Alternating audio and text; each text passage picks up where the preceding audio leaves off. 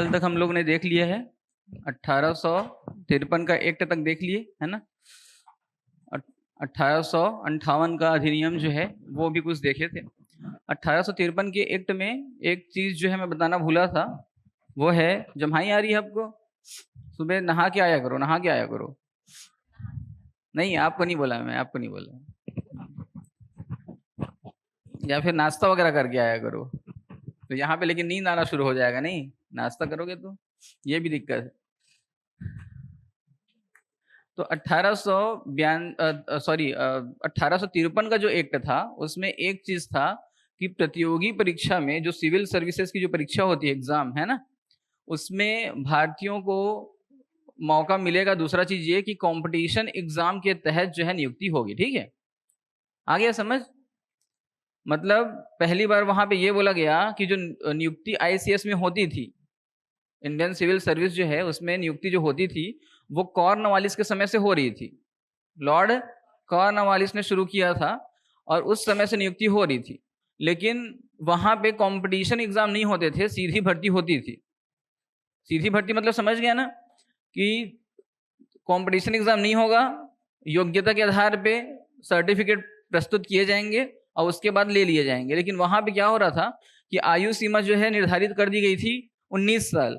19 साल में आप आईएएस बन जाओगे। ठीक है, तो 19 साल भारतीयों के लिए, भारतीय जो है वो 12 साल 18 साल में तो 12वीं पास कर रहे थे, 18 साल 19 साल में, तो वो तो वहां पे नियुक्त ही नहीं हो पा रहे थे। तो यहाँ पे 1853 में ये व्यवस्था की गई। किसका रिंगटोन है यार, कितना सुंदर रिंगटोन है।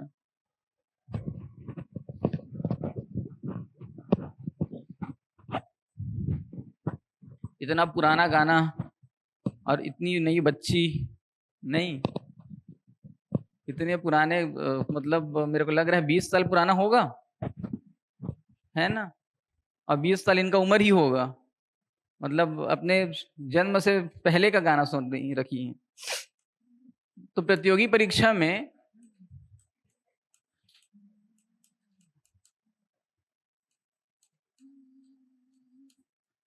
प्रतियोगी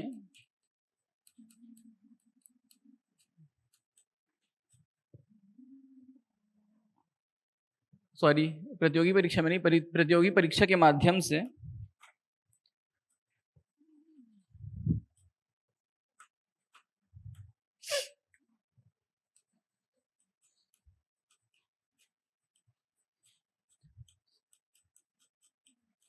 आईसीएस में भर्ती का प्रावधान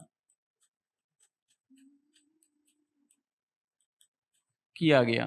ठीक है, और इसी के बाद जो है वो क्या हुआ कि 1862-63 में एक व्यक्ति भारतीय था, उसका नाम था सत्येंद्र नाथ टैगोर, और ये क्या बने, प्रथम भारतीय आईएएस, है ना, आईसीएस। मतलब वो जाना जा रहा था आईसीएस के नाम से, बाद में फिर ये मेरा आवाज डबल डबल हो रहा है क्या, कि उधर हो रहा है?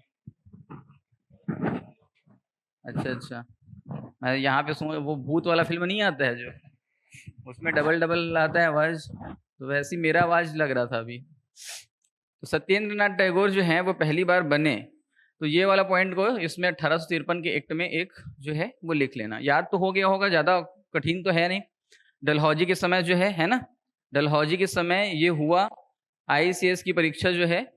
और ये आईसीएस की परीक्षा में ना बहुत सारे चेंजेस आते गए हैं, लेकिन उसको हम लोग इतिहास में पढ़ेंगे, यहाँ पे नहीं पढ़ेंगे। ठीक है, कि कभी 19 साल कर दिया गया उम्र, कभी 23 साल फिर कर दिया गया, फिर जो है 23 साल तो बाद में किया गया, 1921 के आसपास किया गया। तो इसके पश्चात देखो 1858 और 61, कल हम लोग जो देखे थे 1858 का अधिनियम और 61 का अधिनियम। ठीक है, तो 1858 का जो अधिनियम है वो एकदम स्पष्ट है कि वहां पे क्या किया गया, जो डायरेक्टर्स मेंबर थे, है ना, बोर्ड ऑफ डायरेक्टर्स और कोर्ट ऑफ डायरेक्टर्स, दोनों को समाप्त करके वहां पे एक भारत सचिव का पद सृजन किया गया और उसी को ये सारे अधिकार दे दिए गए। और 15 सदस्यीय एक टीम बनाई गई जिसको बोलते थे भारतीय काउंसिल, इंडियन काउंसिल बोलते थे, भारतीय परिषद, इंडियन काउंसिल का गठन किया गया, जो सहायता करेगा किसका? भारत सचिव का। मतलब वो भारत सचिव जो पद बना है वो ना सबसे वरिष्ठ पद हो गया, अब गवर्नर जनरल से भी ऊपर पद हो गया, ठीक है। और उसकी सहायता करने के लिए एक 15 सदस्यीय टीम का गठन किया गया, उसको भारत परिषद बोला गया, ठीक है, इंडियन काउंसिल बोला गया। और उसके बाद क्या किया गया कि जो गवर्नर जनरल का पद है उसको वायसराय नाम दे दिया गया, लेकिन नाम बदलने से पोस्ट जो है वो बदल जाता है, ठीक है। तो उसी प्रकार से वायसराय जो है वो पावरफुल पोस्ट हो गया। वो ब्रिटेन की जो महारानी थी उसका सीधा सीधा क्या था? रिप्रेजेंटेटिव था, ठीक है, प्रतिनिधि था। तो गवर्नर जनरल से ज्यादा पावरफुल वो हो गया, लेकिन भारत सचिव से ज्यादा पावरफुल नहीं था, ठीक है। तो ये 1858 का जो एक्ट है वो है, ठीक है, क्योंकि ये 1857 के बाद हुआ था, ठीक। तो यहाँ पे कुछ कुछ चेंजेस लाया गया, ब्रिटिश ईस्ट इंडिया कंपनी का पूरा अधिकार जो है वो छीन लिया गया पहली बार। और आगे जब आप लोग इसमें पढ़ोगे ना इतिहास में, तो देखोगे कि ब्रिटिश जो क्राउन है वो ना भारत की सम्राज्ञी भी घोषित हो जाती है एक समय के बाद। 1877 में उसको भारत की महारानी घोषित कर देते हैं, जैसे वो ब्रिटेन की महारानी है ना, उसी प्रकार भारत की महारानी भी घोषित हो जाएगी, ठीक है। तो ये 1861 में जो है वो क्या किया गया कि यहाँ पे ना केंद्रीकरण जो था, 1833 में केंद्रीकरण की व्यवस्था लाई गई थी, 1833 में। और यहां पे लाया गया विकेंद्रीकरण। क्या लाया गया? विकेंद्रीकरण। और विकेंद्रीकरण व्यवस्था जो है उसके साथ साथ और क्या लाया गया? संवैधानिक विकास का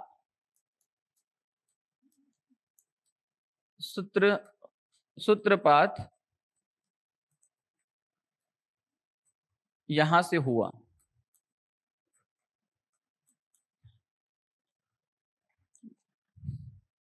संवैधानिक विकास का शुरुआत हुआ यहां से। संवैधानिक विकास का शुरुआत, जो हम लोग संवैधानिक विकास पढ़ रहे हैं क्रम, है ना, उसमें सबसे पहले यहीं से शुरुआत हुआ। वायसराय की कार्यकारिणी में भारतीयों को लेने की बात यहीं पे कही गई कि अब हम लोग आपको शामिल करेंगे अपनी कार्यकारिणी में।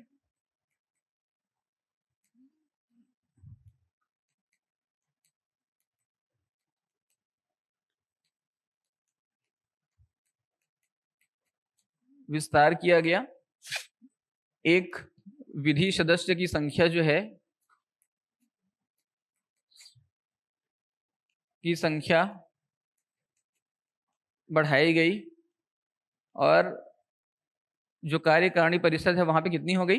5 सदस्य हो गए विधि सदस्य करके, मतलब 2 जने विधि सदस्य हो गए, 3 पहले से सदस्य थे, ठीक है। तो अब इसकी संख्या कितनी हो गई? 5 हो गई।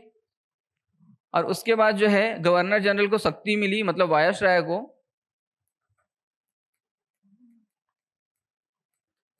प्रांतों का गठन करने का पावर मिला। प्रांतों का गठन आप करोगे और वहां पे लेफ्टिनेंट गवर्नर अपॉइंट करोगे या गवर्नर अपॉइंट करोगे। ये पावर इसी एक्ट के तहत वायसराय को मिल गया, ठीक है। कि आप लोग टाइम का ध्यान रखिए, है ना। आप लोगों को कितने प्यार से, हर दिन नहीं बोला जाएगा इतने प्यार से। गवर्नर जनरल को प्रांतों का गठन करने की शक्ति इसी एक्ट से मिली।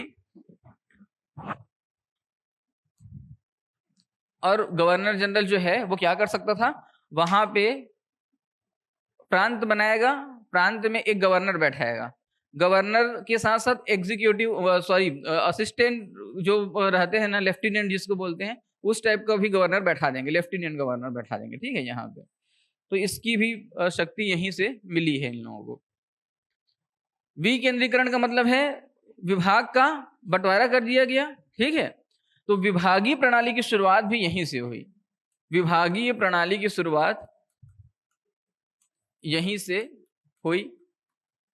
मंत्रिमंडलीय व्यवस्था जो है यहीं से मंत्रिमंडलीय व्यवस्था बना।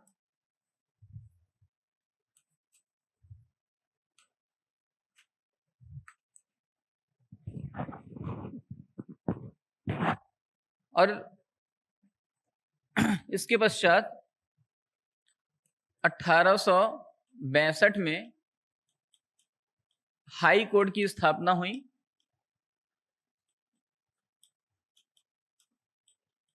कहां कहां पे?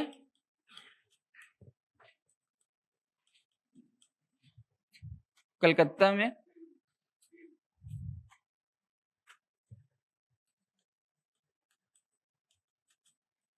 मद्रास में और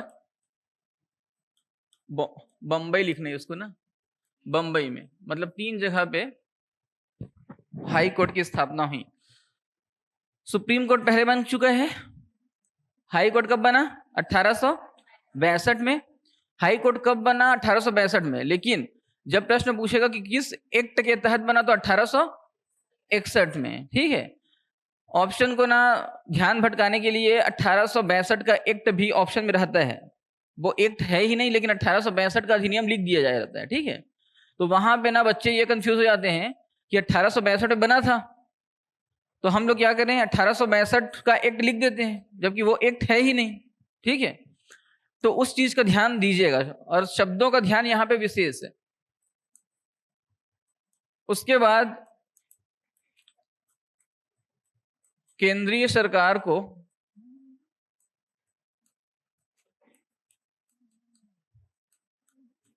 सार्वजनिक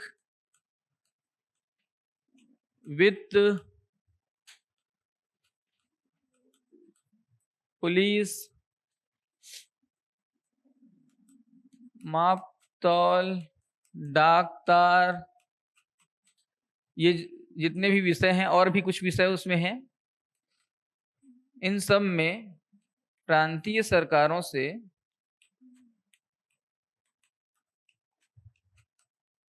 अधिक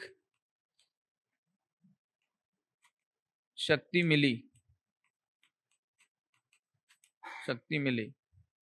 मतलब प्रांतीय, देखो केंद्रीय सरकार को तो शक्ति मिलेगी ही, है ना, आपको पता है केंद्रीय सरकार ज्यादा पावरफुल है, लेकिन प्रांतों को कुछ स्वायत्तता दी गई थी, वहां पे गवर्नर बैठाए गए थे, और वहां पे केंद्र से ज्यादा उनके पास शक्ति थी। मैं कल बताया था ना, कुछ शक्ति केंद्र के पास ज्यादा होती है, कुछ राज्य के पास होती है। तो ये जो विषय थे ना, ये जो विषय थे, इनको ना केंद्र जो है वो अपने पास रख लिया कुल मिला के। ठीक है, कि इसके विषय में कानून बनाने का अधिकार मेरा है, मैं जो बनाऊंगा उसको आपको क्या करना पड़ेगा, फॉलो करना पड़ेगा। ठीक है, 1833 में जो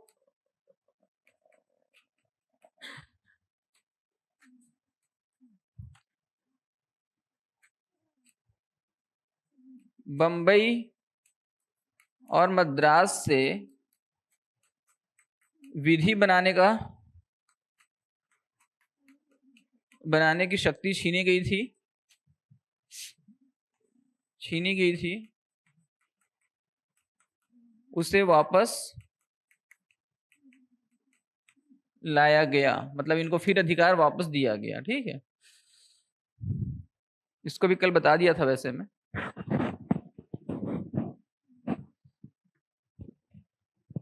तो 1861 का जो अधिनियम है वो बहुत महत्वपूर्ण है, ये चीज ध्यान दीजिएगा आप। 1861 का अधिनियम जो है वो परीक्षा में आता है, क्योंकि ज्यादातर बच्चे 1813, 1833, 1858 जो सरल सल हैं उसको याद कर लेते हैं, और जब सरल चीजों को याद कर लिए तो वो तो सबसे बन जाएगा। ठीक है,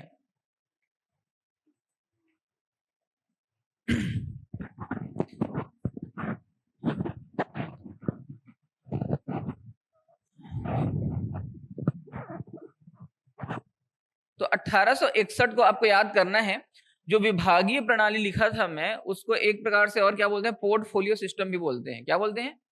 पोर्टफोलियो सिस्टम बोलते हैं। तो कभी कभी क्या होता है कि पोर्टफोलियो सिस्टम कब लागू किया गया, ये प्रश्न आता है, तो आपको क्या करना है, 1861। ठीक है, पोर्टफोलियो सिस्टम लागू किया गया 1861 में, विभागीय प्रणाली लाई गई 1861 में, मंत्रिमंडलीय व्यवस्था लाई गई 61 में, विकेंद्रीकरण की बात की गई 61 में, संवैधानिक विकास का सूत्रपात किया गया 61 में, वायसराय की कार्यकारिणी का विस्तार किया गया, विधि सदस्य की संख्या बढ़ाई गई गवर्नर जनरल को प्रांतों का गठन की शक्ति मिली। इतने सारे प्रावधान 1861 में हुए। 1861 के बाद काफी समय तक कुछ विशेष कार्य हुए नहीं। 1877 में मैंने बताया कि ब्रिटेन की महारानी को भारत की महारानी घोषित कर दिया गया। ठीक है, अब वो भारत की सम्राज्ञी घोषित हो गई 1877 में, और पहली बार उसी समय वो भारत आते भी हैं, पहली बार वो भारत आएंगी। उसके बाद सीधा पहुंच जाइए आप लोग 1892 का एक्ट या भारत शासन अधिनियम। ठीक है, 1892 का। यहां पे क्या किया जाएगा कि केंद्रीय और प्रांतीय विधान परिषद 12 सदस्यीय विधान परिषद का गठन कौन से एक्ट के तहत किया गया था? 12 सदस्यीय विधान परिषद का गठन कौन से एक्ट के तहत किया गया था? 1853। 12 सदस्यीय विधान परिषद का गठन किया गया था 1853 में। यहां पे बोला जा रहा है कि केंद्रीय और प्रांतीय विधान परिषदों में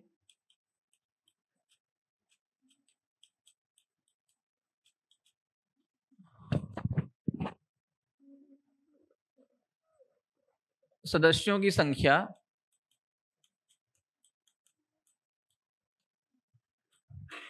बढ़ाई जाए।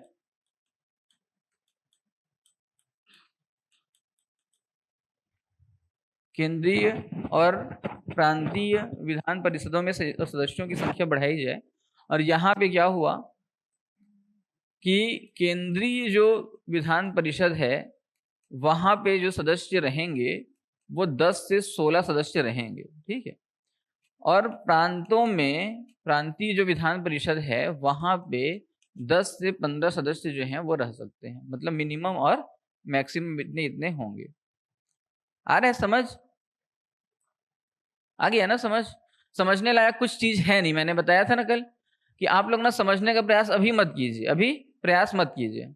इसको अब जैसा पाए वैसा रट लीजिए, जैसे हो सके रट्टा मार लीजिए, क्योंकि परीक्षा में यही पूछेगा सीधा सीधा, इसमें अर्थ नहीं पूछेगा। प्रीलिम्स वैसे भी अगर निकालना है, व्यापम की परीक्षा निकालना है, तो आप लोगों को ना रट्टा मारने की कला सीखनी पड़ेगी। कि जितना अच्छे तरीके से कोई बच्चा रट्टा मार लेता है ना, वो निकाल लेता है प्रीलिम्स। क्योंकि है क्या उसमें 50 नंबर का 50 क्वेश्चन छत्तीसगढ़ के और 50 जीएस के क्वेश्चन। तो आप इसको समझने में अगर करोगे तो वो यूपीएससी का पेपर तो है नहीं कि आपको पूछा जाएगा बार बार एकदम ज्यादा कठिन कठिन क्वेश्चन, कूट वाले प्रश्न, तार्किक क्वेश्चन, ऐसा पूछा जाएगा कि नहीं पूछा जाएगा? आपसे फैक्चुअल डेटा पूछा जाएगा, इसी प्रकार की चीजें पूछी जाएंगी। तो आप लोग शब्द सह उसको अगर रट लिए तो वो और अच्छी बात है। जो बच्चा रट लेता है वो निकाल लेता है, आप देखे भी होंगे। अभी भी छत्तीसगढ़ में जितने लोग भी बने हैं, डिप्टी कलेक्टर भी, पेपर इस तरह से आता है कि वो ना एकदम स्पष्ट रहता है उत्तर, घुमाने वाला प्रयास नहीं किया गया है अभी तक।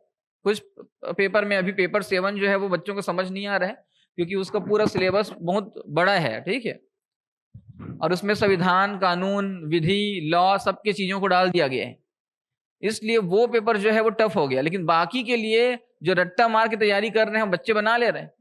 गणित को भी ना आपको बता रहा हूँ, आप लोग जो गणित को समझते हो वो भी बच्चे पूरा रट्टा मार देते हैं। रट्टा मारना मतलब समझ गया ना, स्टेप बाय स्टेप पूरा उनको बुक याद हो जाता है। जैसे स्कूल टाइम में कुछ बच्चे बनाते थे ना, ये प्रश्न आएगा तो सेम टू सेम ऐसा ऐसा ऐसा स्टेप पूरा 8 स्टेप में उतार देंगे, तो उनको हमेशा क्या होता है, ज्यादा नंबर मिलता है। और आप अपने तरीके से बनाओगे, स्टेप कम हो गया तो नंबर कम हो गया। तो रटने के लिए मैं वो नहीं सिखा रहा हूं कि रट्टे ही मारना है, समझना भी जरूरी है, लेकिन रटने से फायदा तो होगा, ये बोल रहा हूं मैं। ठीक है, केंद्रीय और प्रांतों में, केंद्र में सदस्यों की संख्या यहां पे बढ़ा दी गई। अब यहां पे क्या किया गया, बजट पर बहस करने का अधिकार दिया गया। बहस कर सकते हो आप, प्रश्न पूछ सकते हो आप,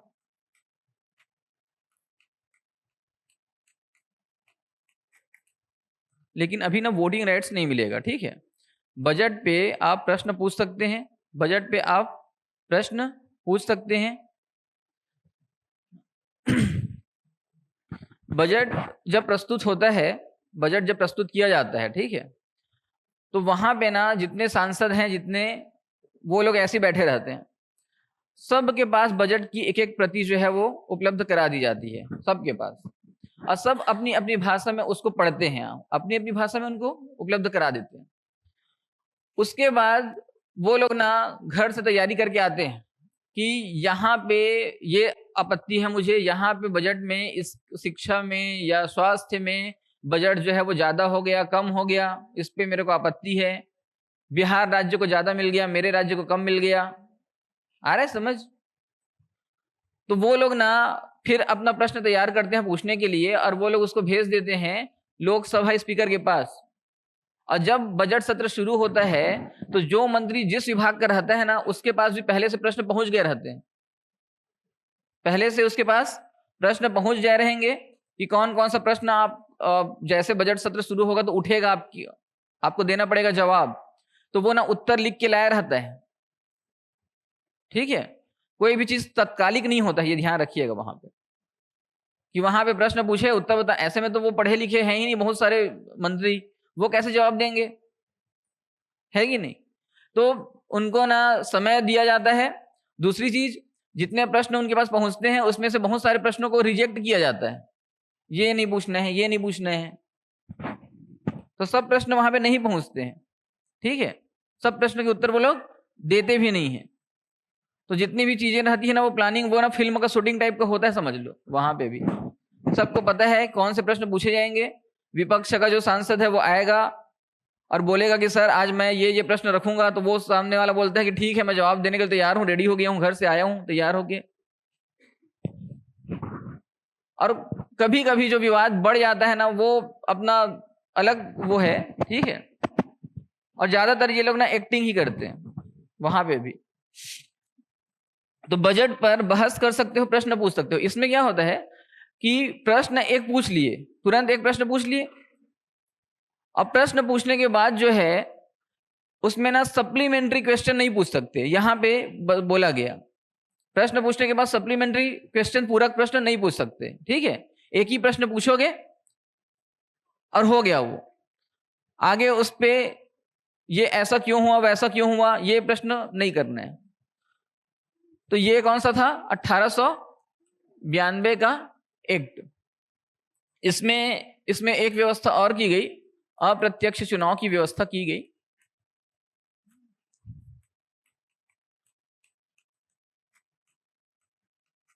अप्रत्यक्ष चुनाव की व्यवस्था,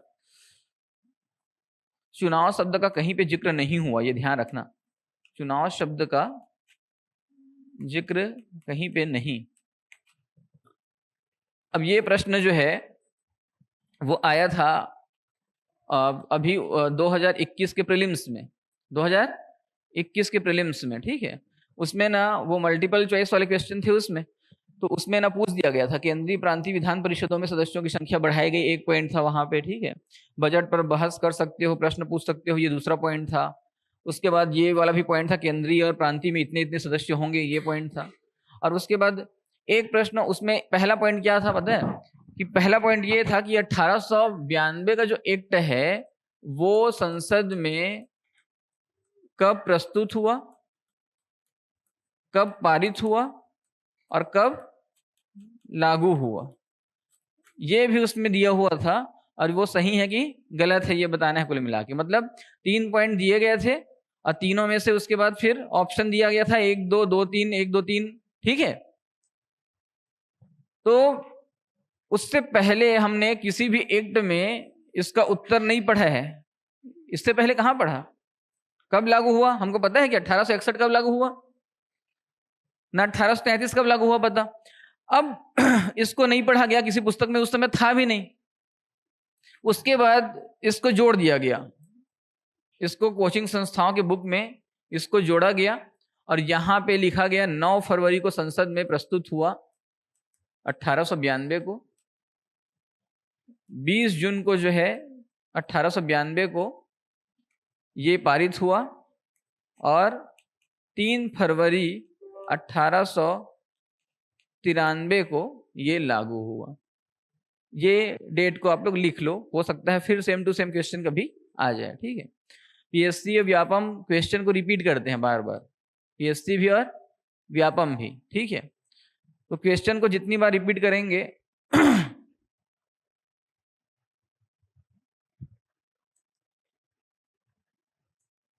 पहला दिन किनका किनका है आज? First day. अरे बहुत सारे बच्चे आज पहले दिन वाले हैं।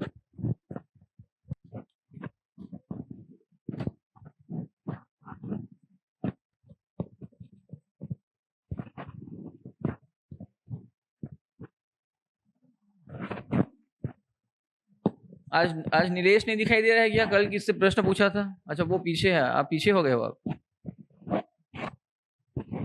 आप आगे बैठा करो, आप आगे बैठा कीजिए, जल्दी आया कीजिए।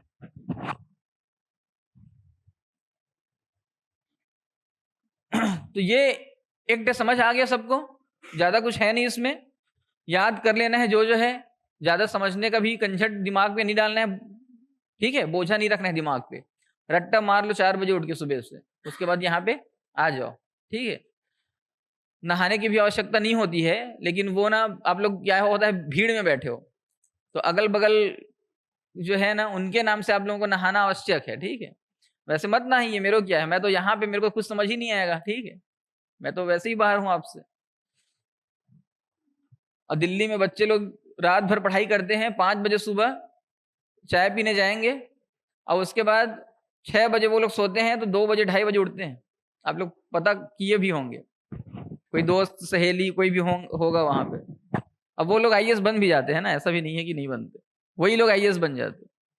और आप 7 बजे उठ के जाओगे दिल्ली में ना, तो कोई नहीं दिखेगा आपको, विद्यार्थी तो नहीं दिखेंगे, वो बुजुर्ग लोग हा हा हा हा करते रहेंगे, वो लोग दिख जाएंगे हाथ उठा के, तो वो लोग दिख जाएंगे। 1892 के बाद सीधा आ जाना 1909 का अधिनियम।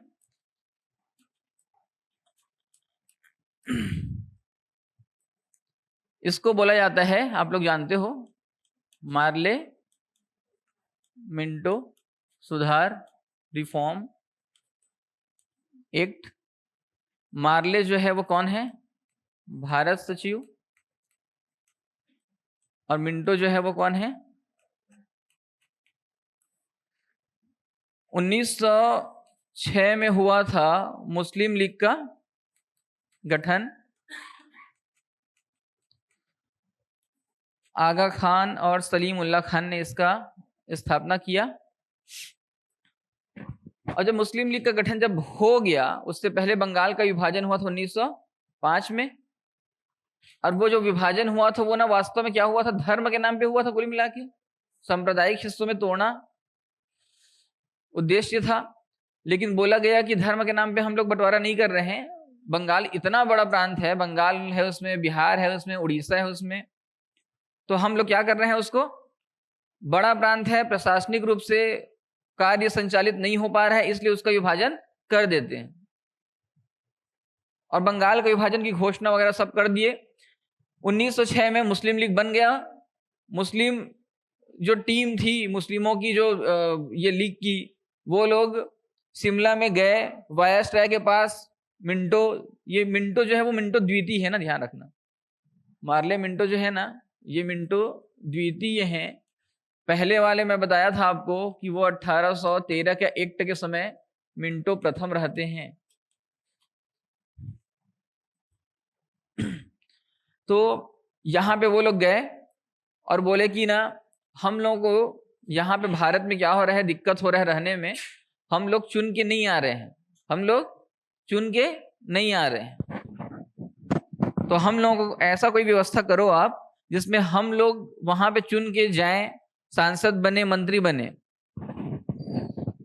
तो मिंटो वो है, वो तय करता है कि ठीक है, मैं 1919 में एक अधिनियम ला रहा हूँ, सॉरी 9 में ला रहा हूँ, और 9 में जो लाऊंगा उसमें आप लोगों को क्या करूंगा, प्रतिनिधित्व तो कुछ ना कुछ करूंगा आप लोगों के लिए अच्छा काम। और वो क्या करता है कि इसी एक्ट में सांप्रदायिक पृथक निर्वाचन प्रणाली लागू करता है।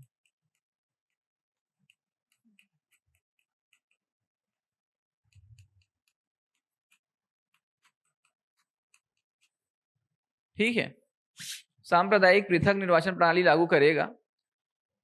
सांप्रदायिक निर्वाचन प्रणाली लागू यहां से हुआ, तो सांप्रदायिक निर्वाचन प्रणाली के जनक कौन है? Minto, Lord Minto. ठीक है, किस एक्ट के समय हुआ? 1909। किनको जो है वो मिला यहां पे फायदा? किनको मिला? मुस्लिमों को।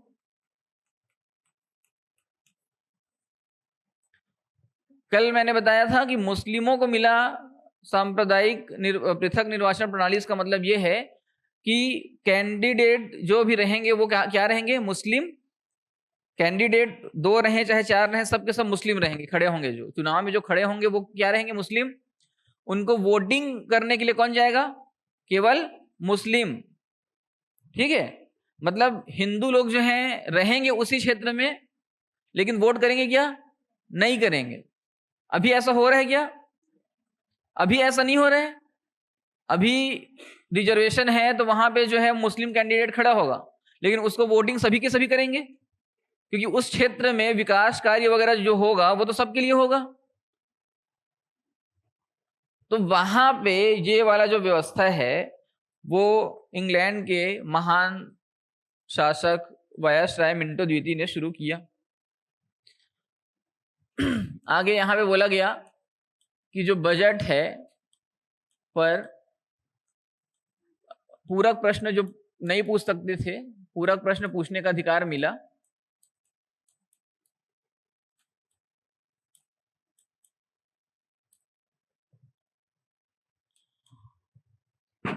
पूरक प्रश्न पूछ सकते थे और साथ में अब वोट देने का भी अधिकार मिल गया।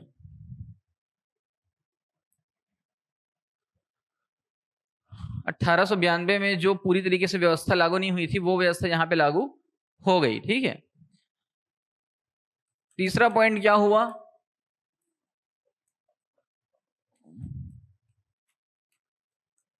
भारतीय परिषद व वायसराय की कार्यकारिणी में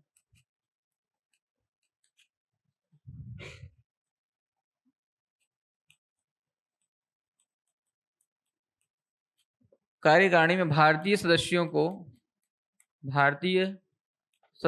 को स्थान देने की बात कही गई, और साथ ही यहाँ पे भारतीय परिषद में भारतीय जो परिषद बना है उसमें 2 भारतीयों की नियुक्ति की गई, के.सी. गुप्ता और सैयद हुसैन बिलग्रामी। 2 लोगों को यहाँ पे भारतीय परिषद जो बना है, देखो भारतीय परिषद कब बना था? इंडियन काउंसिल कब बना था? 1858 में बना था। भारत सचिव जो है उसका गठन हुआ। अब भारत सचिव को सहायता देने के लिए जो 15 सदस्यों की जो काउंसिल बनी उसी को क्या बोलते हैं? Indian council. ठीक है, तो यहाँ पे क्या किया गया कि 2 सदस्यों को जो है वो नियुक्त कर दिया गया। ठीक है, 2 सदस्यों को यहाँ पे नियुक्त कर दिया गया। दोनों भारतीय हैं, नाम से ये लोग भारतीय हैं ये लोग, लेकिन पढ़े लिखे पूरा इंग्लैंड में है बचपन से ना, ध्यान रखना। अब वायसराय की जो कार्यकारिणी है वहां पे एसपी सिन्हा को सदस्य बनाया गया। एसपी सिन्हा, सच्चिदानंद प्रकाश सिन्हा, सत्येंद्र है शायद, सॉरी। तो ये बाद में बना, सच्चिदानंद तो पहला वो बनता है ना, वहां पे उपाध्यक्ष बनता है, अध्यक्ष बनता है, अस्थायी अध्यक्ष, कैबिनेट जो लागू होगा लास्ट मंत्रिमंडल। तो एसपी सिन्हा को बनाया गया वायसराय की कार्यकारिणी में, यहाँ पे इसको जगह मिल गया। सत्येंद्र प्रकाश सिन्हा।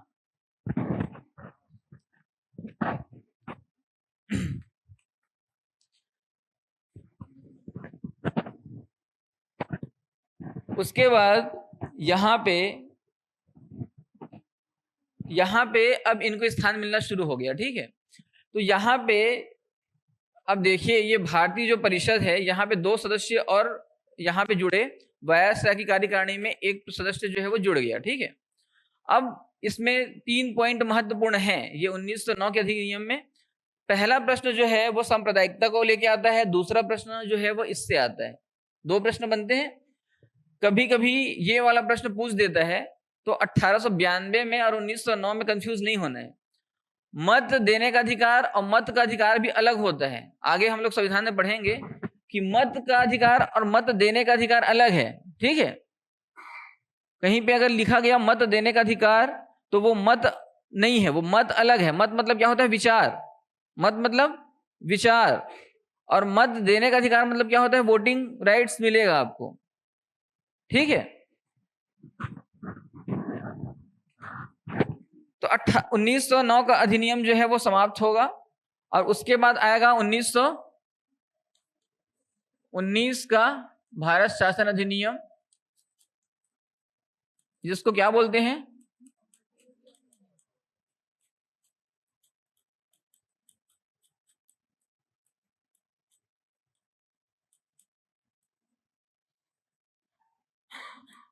इसकी घोषणा हुई थी 20 अगस्त 1917 में घोषणा हुई थी। अगस्त सुधार के नाम से जाना जाता है, अगस्त प्रस्ताव के नाम से नहीं जाना जाता, ध्यान देना। अगस्त प्रस्ताव 1940 में बना, तो ये क्या है? अगस्त रिफॉर्म, अगस्त सुधार, ठीक है।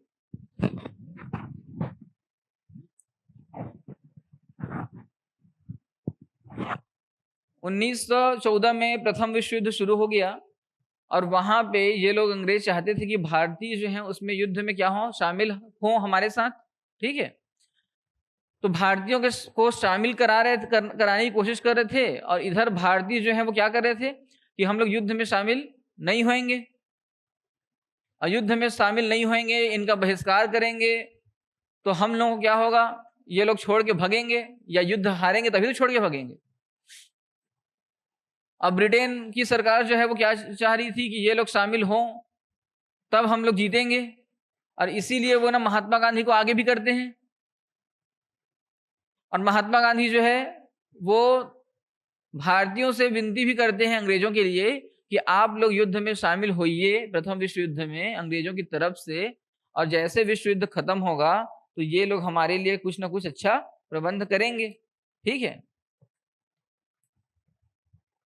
और ऐसा लास्ट में होने वाला तो है नहीं। तो मांडेग्यू जो है यहाँ पे भी वही है, भारत सचिव और वायसराय हैं ये लोग, ठीक है। और ये लोग जो हैं वो बोलते हैं कि हम लोग एक उत्तरदायी शासन, प्रांतों में एक उत्तरदायी शासन की व्यवस्था करेंगे,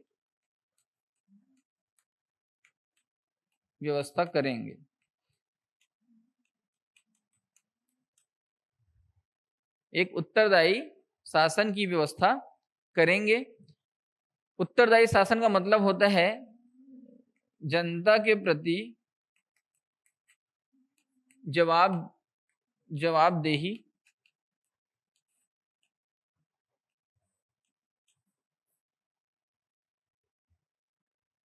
उत्तरदायी शासन की स्थापना करेंगे बोल रहे हैं, ठीक है।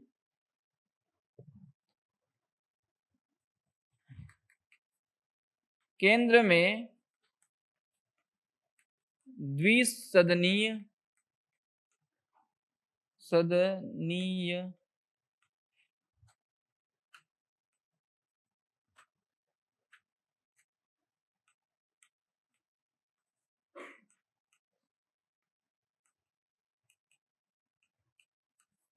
केंद्र में द्विसदनीय व्यवस्थापिका की व्यवस्था की जाएगी। और मैंने कल बताया था कि शब्द जो है वो बदलेंगे, जो विधान परिषद जो बोला जा रहा है ना, वो राज्य परिषद। आप अच्छा टोन क्यों नहीं रखे हो? कॉलर ट्यून यहाँ पे अगर बज रहा है तो वो कम से कम अच्छा लगे कानों को, नहीं बज रहा है तो अच्छा बजे ना, बज रहा है तो, नहीं तो बजे ही मत फिर। तो केंद्र में द्विसदनीय व्यवस्थापिका की व्यवस्था की गई और जो विधान परिषद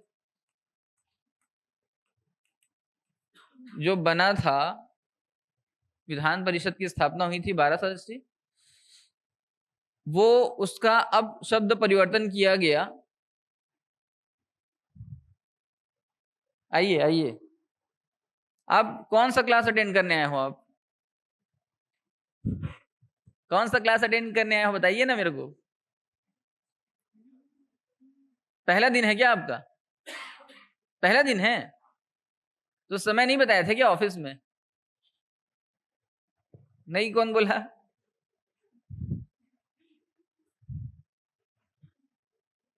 व्यापम की ये पीएससी की जो क्लास है वो 7:15 में शुरू हो जा रही है, ठीक है। मैं 7:13, 7:14, 7:10 तक आ जाता हूँ यहाँ पे। आप लोग कहोगे तो 7 बजे ही शुरू कर दूंगा पढ़ाना मैं, लेकिन उससे ज़्यादा ना लेट मत करो, क्योंकि ना सिलेबस बहुत व्यापक है, ठीक है। और एक एक बच्चे यहाँ पे आता है ना, तो हम लोग ये देखो 3 मिनट हम लोग फिर क्या कर दिए, खराब कर दिए। तो केंद्र में द्विसदनीय व्यवस्थापिका की व्यवस्था की गई। विधान परिषद जो है वो उसका शब्द परिवर्तन हुआ और वो राज्य परिषद और विधानसभा। राज्य परिषद मतलब राज्यसभा और विधान परिषद मतलब लोकसभा, ठीक है। मैंने कल बताया था कि शब्द जो है वो अलग अलग रहेंगे लेकिन कार्य उसके वही रहेंगे जो अभी रहते हैं। तो राज्यसभा जो है वो अपर हाउस है,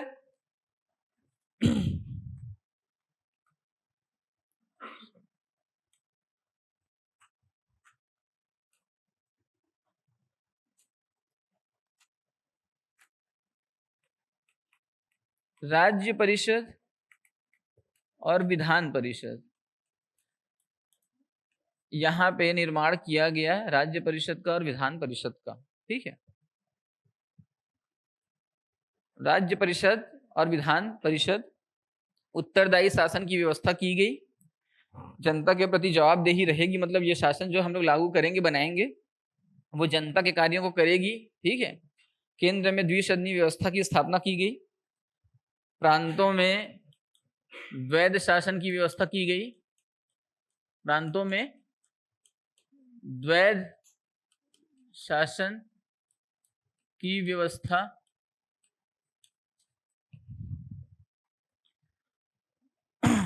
रॉबर्ट क्लाइव के समय प्रांतों में क्या हुआ था? द्वैध शासन व्यवस्था लागू हुई थी। वॉरेन हेस्टिंग्स ने क्या किया था? खत्म कर दिया था अद्वैत शासन जो है। उसके बाद हमने कहा कि डुअल गवर्नमेंट जो है, उस समय उसको डायरकी बोल रहे थे, तो वहां पे वो क्या हुआ था, 1784 के एक्ट में भी लागू हुआ था कि जब 2 भागों में उसको विभाजित किया गया था शक्तियों को, ठीक है।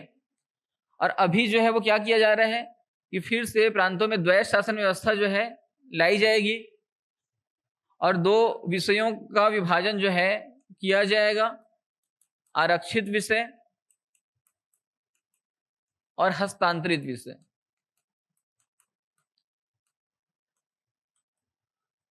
आरक्षित विषय जो है उसका प्रशासन गवर्नर जनरल और उसकी कमेटी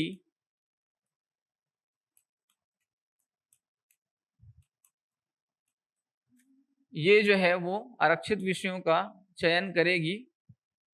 आरक्षित विषय किसके पास रहेंगे? गवर्नर जनरल और उनकी पूरी टीम के पास रहेंगे, ठीक है। आरक्षित विषय में क्या क्या आएंगे? जितने भी महत्वपूर्ण चीजें हैं वो आरक्षित विषय में आएंगे। वित्त है, सार्वजनिक ऋण है, सेना है, पुलिस है, रक्षा संबंधी चीजें हैं, ये सभी किस में आएंगे? आरक्षित विषयों में, ठीक है। और ये किसके पास रहेगा? गवर्नर जनरल के पास, मतलब वायसराय के पास रहेगा, ठीक है। हस्तांतरित विषय जो है, जो भारतीय परिषद बनी है, जो इंडियन काउंसिल, तो भारतीय परिषद के पास शक्ति रहेगी हस्तांतरित विषयों को लागू करने की। और ये कौन कौन से रहेंगे? शिक्षा, स्वास्थ्य, सड़क, बिजली, पानी, कृषि।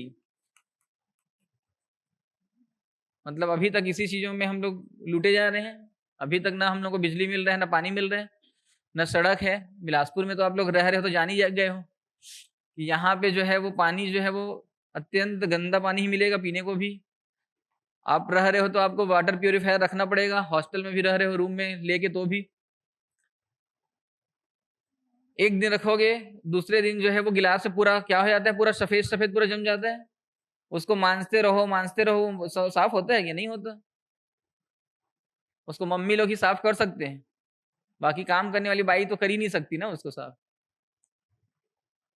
और सड़क तो ऐसा है ना कि वहां पे ये गोल बाजार या सनीचरी तरफ से कितने लोग आते हो? मतलब काफी सारे लोग कष्टप्रद जीवन जी रहे हैं ना। इसी रोड से आते हैं ना आप लोग, गांधी चौक से आगे।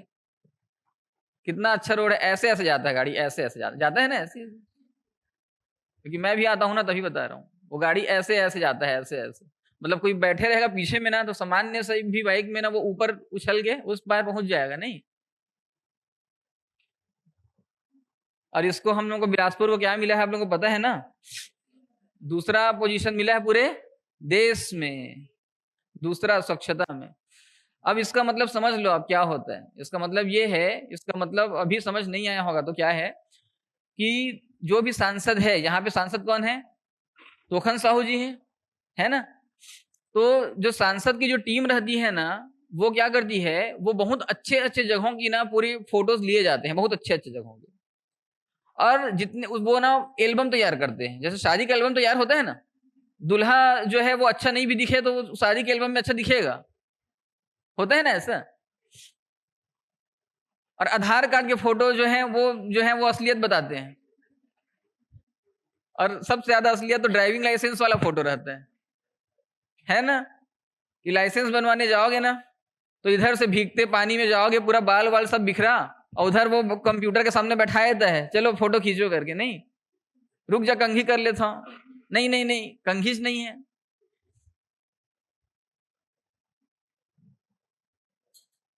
तो शिक्षा, स्वास्थ्य, सड़क, ये सब जो है इंडियन काउंसिल के पास था, भारत परिषद के पास। इसके पश्चात यहां पे क्या किया गया, ब्रिटेन में एक हाई कमिश्नर, जिसको बोलते हैं उच्चायुक्त, हाई कमिश्नर की नियुक्ति की गई। ब्रिटेन में एक हाई कमिश्नर की नियुक्ति की गई। ब्रिटेन में एक उच्चायुक्त वहां पे जाके बैठेगा, ठीक है? हाई कमिश्नर जो है वहां पे बैठेगा। तो एक उच्चायुक्त की वहां पे नियुक्ति की गई। बोला गया कि जो क्रांतिकारी कहानी परिषद थी, जो वायसराय की परिषद थी, उसमें कम से कम 6 सदस्य रहेंगे, और उनमें भी 3 जो हैं वो केवल भारतीय रहेंगे, ठीक है? 3 कौन रहेंगे?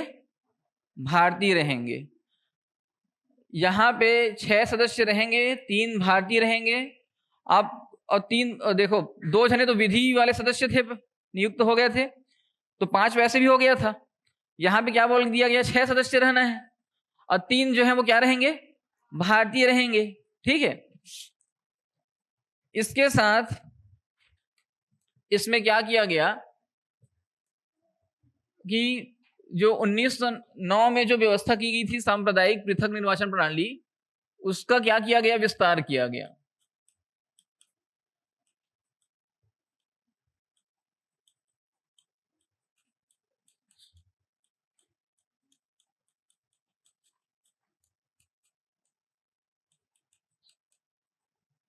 अब विस्तार करने के बाद अब ये मुस्लिमों के साथ साथ किसके किसके ऊपर और लागू हो रहा है, तो ये लागू होगा सिखों पर,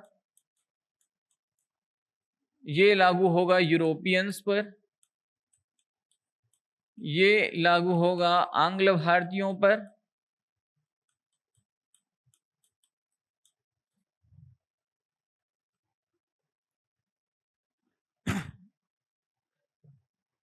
इस अब यूरोपियन मतलब सब ईसाई तो हैं यार, है ना, यूरोपियन मतलब सब ईसाई तो रहेंगे वहां पे, कौन रहेगा वहां पे, अब भले बसते जा रहे हैं सब। तो इसमें अच्छी बात यह है कि आप पढ़ के आए हो, अच्छी बात यही है ना, कि पढ़ के भैया जो है वो आए हैं, तो बता रहे हैं कि ईसाई वहां पे रख लिख दीजिए करके, उसमें लिखा भी है ईसाई करके यूरोपियंस के बाद। तो अब ये व्यवस्था यहाँ पे लागू हो गई, तो ये तो अब सामान्य व्यवस्था जैसी होगी, अब ये सांप्रदायिक शब्द हट जाएगा वैसे, है ना, पृथक निर्वाचन प्रणाली होगी, क्योंकि अब सबके लिए ऐसी ऐसी व्यवस्था लागू हो रही है। तो अब बचा कौन, तो हिंदू बचा है बस, हिंदू बस बचे ना अब, और बाकी लोगों के लिए तो सब व्यवस्था ये हो गई। हिंदू में आते हैं बौद्ध और जैन, ध्यान दीजिएगा संविधान में, कानून के दृष्टिकोण से बौद्ध, हिंदू, जैन तीनों क्या हैं, एक ही हैं, क्योंकि वैसे भी ना बौद्ध और जैन का जो जन्म हुआ है उसके संस्थापक जो हैं वो कौन थे, हिंदू थे, ठीक है। तो इसीलिए ना कानून उनको ना एक ही कैटेगरी में रखा है। तो जो भी ना शादी वाला जो नियम बना हुआ है, जो तलाक के नियम बने हुए हैं, जो भरण पोषण के नियम बने हुए हैं, जो उत्तराधिकार के अधिनियम बने हुए हैं, वो हिंदुओं के लिए जैसे हैं सेम टू सेम किसके लिए, जैन और बौद्ध के लिए भी हैं। अलग कोई कानून उनके लिए नहीं बना है, ये ध्यान रखिएगा आप लोग।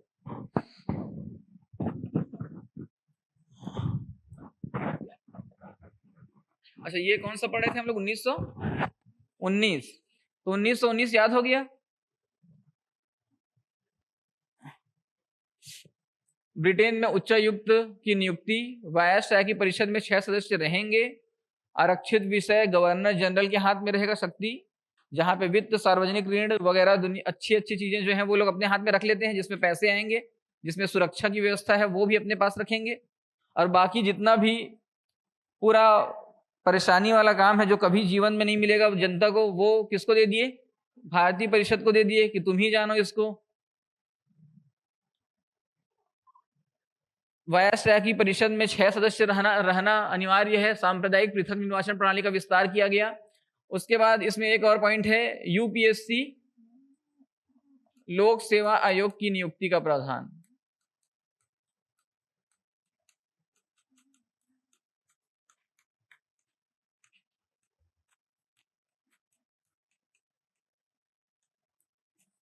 लोक सेवा आयोग की नियुक्ति का प्रावधान,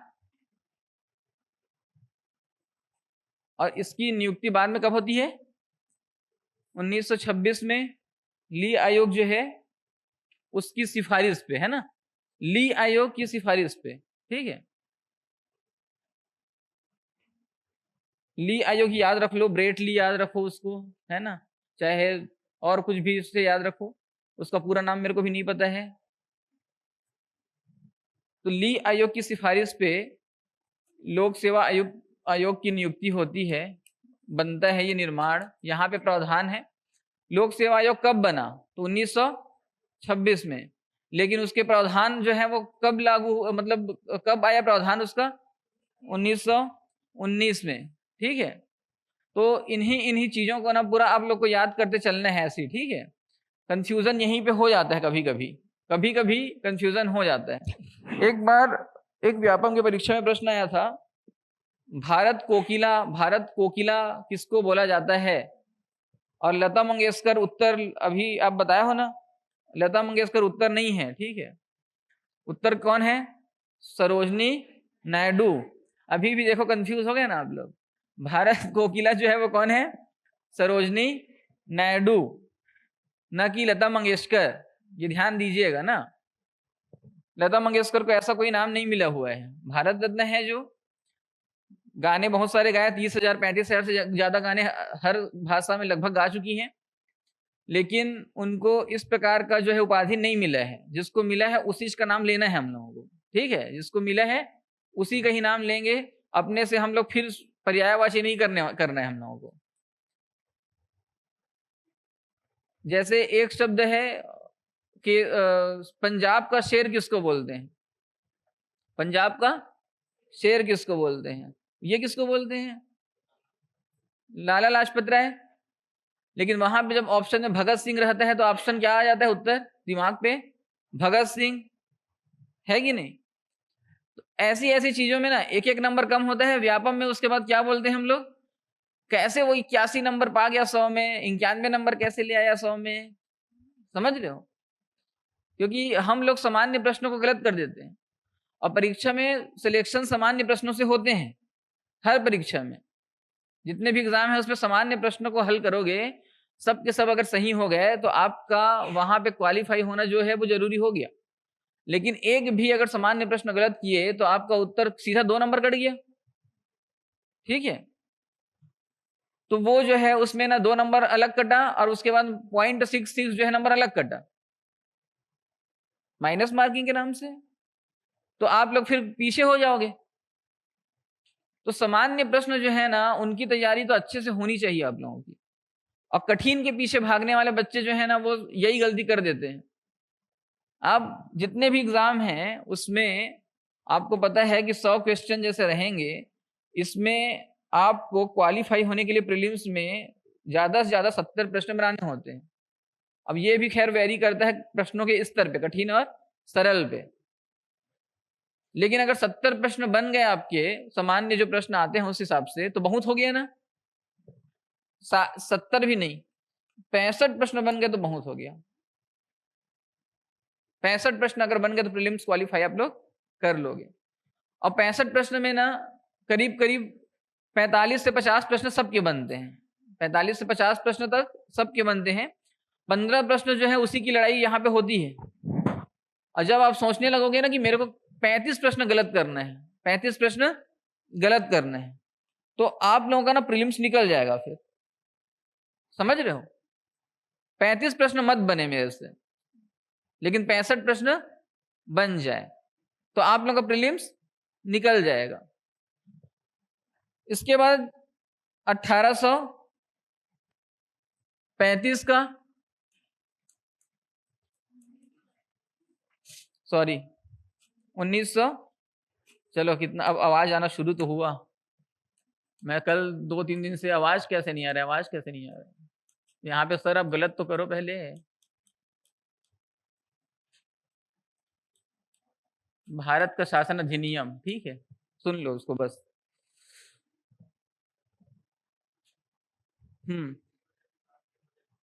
बहुत सुंदर। केंद्रीय बजट को राज्य बजट से क्या किया गया? पृथक किया गया। और प्रांतों को भी क्या बोला गया कि अब जो है वो आप लोग बजट तैयार करोगे, है ना? प्रांतों क्या बोला गया? आप लोग जो है बजट अपने राज्य के लिए तैयार करोगे। ये पॉइंट भी किसमें है? 1919 में। इसको भी लिख ही लिए रहो। केंद्रीय बजट को राज्य बजट से पृथक किया गया, प्रांतों को बजट निर्माण करने की शक्ति दी गई।